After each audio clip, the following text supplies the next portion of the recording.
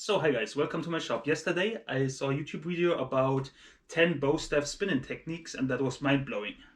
So I will try it for myself.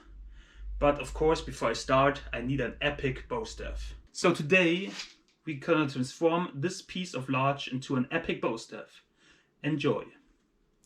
Oh yeah, and before I forget it, links to the spinning video in the description. Let's go.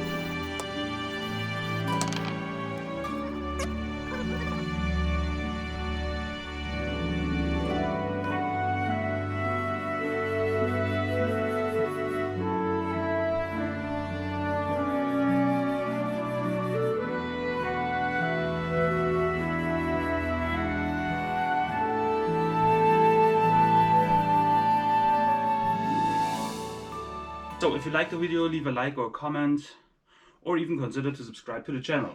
Have a nice day, see you on another project.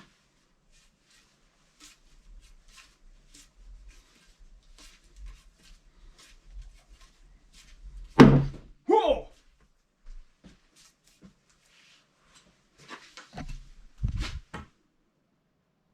Well, I should go outside. Bye.